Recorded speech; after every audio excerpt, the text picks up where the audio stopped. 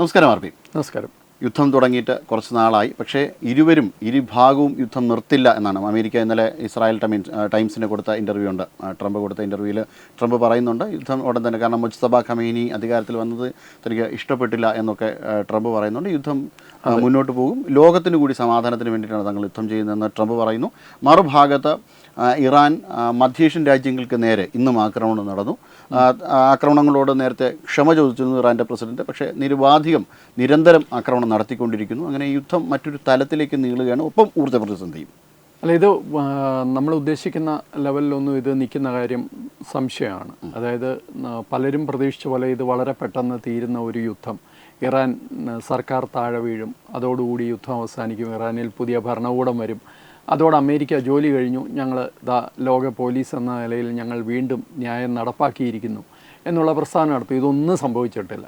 ഇരു കൂട്ടർക്കും ഭീമമായ തോതിൽ വലിയ നഷ്ടം വരുത്തിക്കൊണ്ട് ഈ ഇരു കൂട്ടരെന്ന് പറയുമ്പോൾ ഒരു വശത്ത് അമേരിക്കയും ഇസ്രായേലും, മറുവശത്ത് ഇറാനിലെ മതഭരണകൂടം, ഈ ഇരു കൂട്ടരുമല്ലാതെ ഇതിനപ്പുറമുള്ള മൂന്നാം കക്ഷികൾക്കും നാലാം കക്ഷികൾക്കും ഒക്കെ പരിക്കേൽപ്പിക്കുന്ന നിലയിലേക്ക് ഈ യുദ്ധം പോവുകയാണ്.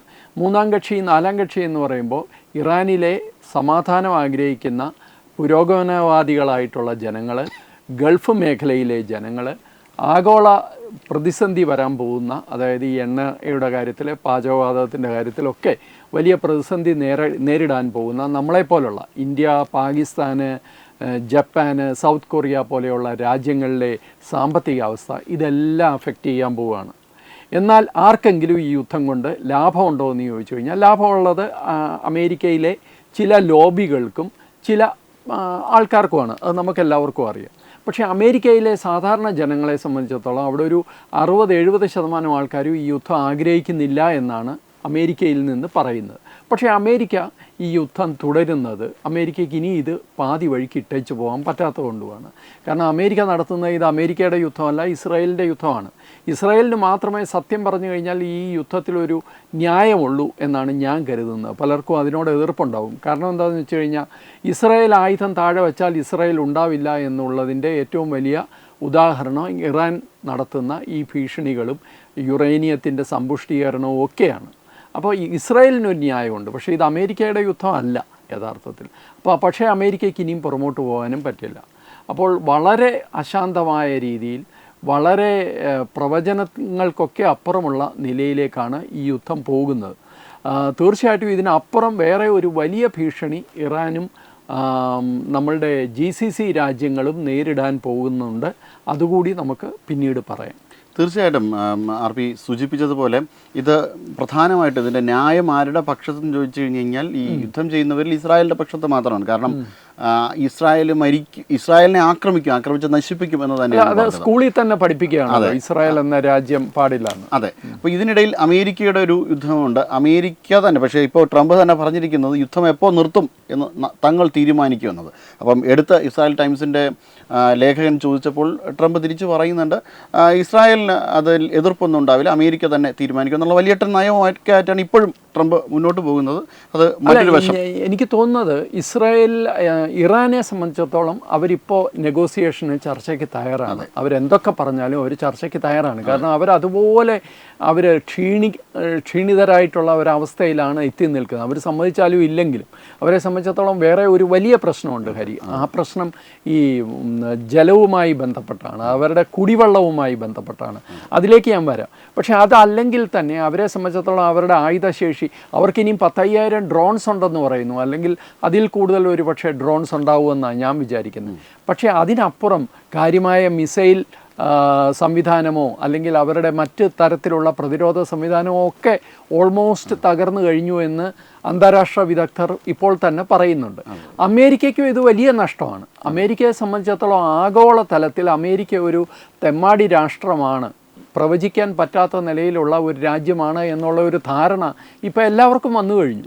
അമേരിക്ക ഒരു റെസ്പോൺസിബിൾ ഡെമോക്രസി അല്ല എന്നുള്ള ഒരു ഫീല് ഇപ്പോൾ അമേരിക്കയുടെ സുഹൃത്ത് രാജ്യങ്ങൾക്കുണ്ട്. അത് ട്രംപ് കയ്യിലിരിപ്പാണ്, അല്ലെങ്കിൽ അദ്ദേഹത്തിൻ്റെ പറച്ചിലുകളാണ്. അദ്ദേഹം ഒരു രാജ്യത്തെ അല്ല ആദ്യം ശരിക്കും പറഞ്ഞു കഴിഞ്ഞാൽ അദ്ദേഹം കാനഡയെ ഉന്നം വെച്ച് സംസാരിച്ചു. അത് കഴിഞ്ഞിട്ട് വെനിസുലയിൽ അദ്ദേഹം ചെയ്ത എന്താണെന്ന് നമുക്കറിയാം. മെക്സിക്കോയെ ഉന്നം വെച്ച് സംസാരിച്ചു. ഏറ്റവും അവസാനം ഇപ്പോൾ ക്യൂബയാണ് എൻ്റെ അടുത്ത ലക്ഷ്യം എന്ന് പറയുന്നത്. അപ്പോൾ ഇതൊക്കെ ആഗോളതലത്തിൽ വലിയ പ്രതിസന്ധി അമേരിക്കയുടെ സുഹൃത്തുക്കൾക്കിടയിലും ഉണ്ടാക്കുന്നുണ്ട്. പക്ഷേ ഇത് അദ്ദേഹം മനസ്സിലാക്കാത്തതാണോ അദ്ദേഹത്തിൻ്റെ ഉപദേശകരുടെ ബുദ്ധിക്കുറവാണോ എന്ന് നമുക്കറിയില്ല. തീർച്ചയായും ഈ താരിഫ് വാർ ഇതിൻ്റെ നടന്നപ്പോൾ തന്നെ US സുപ്രീം കോടതി തന്നെ വളരെ ശക്തമായിട്ടുള്ള നിർദ്ദേശങ്ങളുണ്ടായിരുന്നു. ശക്തമായ രീതിയിലുള്ള ട്രംപിനെതിരെ തന്നെ സംസാരിച്ചിട്ടുണ്ടായിരുന്നു US സുപ്രീം കോടതി. അതിനെതിരെ ട്രംപും സംസാരിച്ചിട്ടുണ്ടായിരുന്നു. നേരത്തെ ഇങ്ങനെ സുപ്രീം കോടതിനെ ഈ രീതിയിൽ ക്വസ്റ്റ്യൻ ചെയ്യാനുള്ള രീതിയൊന്നും, കാരണം ഒരു ചെക്സ് ആൻഡ് ബാലൻസ് സിസ്റ്റം അവിടെ നിലനിൽക്കുന്നുണ്ട്. ആ ചെക്സ് ആൻഡ് ബാലൻസിനെ തകർക്കുക സിസ്റ്റത്തെ മൊത്തം ഇവരെടുത്ത് പറഞ്ഞു. ഇനി ഇറാൻ്റെ കാര്യം എടുത്തു കഴിഞ്ഞാൽ ഇറാനും ഒട്ടും മോശമൊന്നുമല്ല. ഇറാൻ മതഭരണകൂടത്തെക്കുറിച്ച് നമുക്ക് എല്ലാവർക്കും അറിയാം. സ്വന്തം രാജ്യത്തെ ജനങ്ങളെ ഇതുപോലെ അടിച്ചമർത്തിയാണ് ഏതോ 6-ാം നൂറ്റാണ്ടിലോ 5-ാം നൂറ്റാണ്ടിലോ ഉള്ള നിയമങ്ങളും ഒക്കെ വെച്ചാണ് ഇറാൻ മുമ്പോട്ട് പോകുന്നത്. എന്ന് മാത്രമല്ല, അവർ പല തരത്തിലുള്ള ആക്രമണങ്ങൾ GCC രാജ്യങ്ങളുടെ മുകളിൽ നടത്തുന്നുണ്ട്. GCC രാജ്യങ്ങളിൽ അവർ നടത്തുന്ന ആക്രമണം US ബേസിനെ മാത്രം ലക്ഷ്യം വെച്ചാണ് എന്ന് നമുക്ക് വിശ്വസിക്കാൻ പറ്റില്ല. ശരിക്കും പറഞ്ഞു കഴിഞ്ഞാൽ കഴിഞ്ഞ ദിവസം അവർ ചെയ്ത ഒരു കാര്യമെന്ന് വെച്ച് കഴിഞ്ഞാൽ, അവർ ബഹ്റൈനിലെ ഈ പ്ലാന്റ് ഉണ്ടല്ലോ, ഡീസാലിനേഷൻ പ്ലാന്റ്, അതായത് ബഹ്റൈൻ ഈ കടൽ വെള്ളം ശുദ്ധീകരിച്ചെടുക്കുന്ന പ്രക്രിയ നടത്തുന്ന പ്ലാന്റാണ്. ആ പ്ലാന്റിനെ ആക്രമിച്ചു എന്നാണ് പറയുന്നത്. അത് അവർ അതിന് ന്യായീകരണം പറഞ്ഞത്, ഇറാനിലെ ഇതുപോലെയുള്ള വാട്ടർ ട്രീറ്റ്മെൻറ്റ് പ്ലാന്റിനെ അമേരിക്ക ആക്രമിച്ചു. ഇറാനിലെ ക്വാഷ് ഐലൻഡ് എന്ന് പറയുന്ന സ്ഥലത്തുള്ള പ്ലാന്റിനെ ആക്രമിച്ചു. ഇറാനിലെ ഏതാണ്ട് 30ഓളം ഗ്രാമങ്ങളിൽ കുടിവെള്ളം മുട്ടി. അതുകൊണ്ട് ഞങ്ങൾ തിരിച്ചു ചെയ്ത. പക്ഷേ ഉടനെ ബഹ്റിൻ്റെ മുകളിലാണ് അവർ ചെയ്യുന്നത്. ഇതാണ് ഞാൻ നേരത്തെ പറഞ്ഞത്, ഒരു വലിയ പ്രതിസന്ധിയിലേക്ക് ഗൾഫ് മേഖല നീങ്ങുകയാണ്. കാരണമെന്ന് വെച്ച് കഴിഞ്ഞാൽ അവിടെ വെള്ളത്തിന് വലിയ പ്രതിസന്ധിയുണ്ട്. ആ പ്രതിസന്ധി എന്ന് വെച്ച് കഴിഞ്ഞാൽ അവർ അതിനെ മറികടക്കാൻ ശ്രമിക്കുന്നത് ഈ ഡീസാലിനേഷൻ പ്ലാന്റുകളിലൂടെയാണ്. നിങ്ങൾക്ക് അതിൻ്റെ ഒരു കണക്ക് ഞാൻ പറയാം. അതായത് 42% കുടിവെള്ളം UAE-യിൽ വരുന്നത് ഈ പ്ലാന്റുകളിൽ നിന്നാണ്. സൗദിയെ സംബന്ധിച്ചിടത്തോളം അത് 70%, കുവൈറ്റിന് അത് 90% ആണ്, ഒമാനിൽ 86%. അതേപോലെ ബഹ്റിനിൽ ഇപ്പം ഹിറ്റ് കിട്ടി എന്ന് പറയുന്നത്, ബഹ്റിൻ പറഞ്ഞിട്ടുണ്ട് ഞങ്ങൾക്ക് കുഴപ്പമൊന്നും ഉണ്ടായില്ല, അവർ ടാർഗറ്റ് ചെയ്തെന്നേ ഉള്ളൂ, ഞങ്ങളതിനെ ചെറുത്തു എന്ന് പറയുന്നുണ്ട്. ബഹ്റിനെ സംബന്ധിച്ചിടത്തോളം ഈ പറയുന്ന 70-90% അവരും കുടിവെള്ളത്തിന് ആശ്രയിക്കുന്നത് ഈ ഡീസാലിനേഷൻ പ്ലാന്റുകളാണെന്ന് പറയുന്നു. അപ്പോൾ വലിയ ഒരു പ്രതിസന്ധി ഉണ്ടാകാൻ, അതായത് എണ്ണയ്ക്കപ്പുറം വലിയൊരു പ്രതിസന്ധി, കുടിവെള്ളം മുട്ടിക്കഴിഞ്ഞു കഴിഞ്ഞാൽ ജനങ്ങൾക്ക് പിന്നെ പിടിച്ചു നിൽക്കാൻ പറ്റില്ല. അപ്പോൾ അതിനെയാണ് ഇരു കൂട്ടരും അങ്ങോട്ടും ഇങ്ങോട്ടും ടാർഗറ്റ് ചെയ്യുന്നത്. പിന്നെ ഒരു കാര്യം കൂടി ഇതിനകത്ത് പ്രേക്ഷകർ അറിയേണ്ടത്, ഇറാനിൽ അല്ലെങ്കിൽ തന്നെ ഈ കുടിവെള്ളത്തിൻ്റെ ഒരു വലിയ പ്രതിസന്ധിയുണ്ട്. കഴിഞ്ഞ ഡിസംബറിൽ അത് ഏറ്റവും രൂക്ഷമായി. ടെഹ്റാനിൽ വെള്ളമില്ല. ടെഹ്റാനിൽ നിന്ന് തെക്കോട്ട് അവരുടെ തലസ്ഥാനം മാറ്റണമെന്നുള്ള ചർച്ച പോലും ആ രാജ്യത്ത് സജീവമായിരുന്നു. അത് അവരുടെ തന്നെ കുഴപ്പം കൊണ്ട് സംഭവിച്ച, കൃത്യമായ രൂപകൽപ്പനയും പ്ലാനിങ്ങും ഇല്ലാതെയുള്ള അണക്കെട്ടുകൾ, ഭൂഗർഭ ജലത്തിൻ്റെ വിനിയോഗം, ഇതെല്ലാം കൂടെ വെച്ചിട്ട് അത് നശിപ്പിച്ചിട്ടിരിക്കുന്ന ഒരു വ്യവസ്ഥയാണ് ജലവിതരണ പദ്ധതി അവിടുത്തെ കുടിവെള്ളം.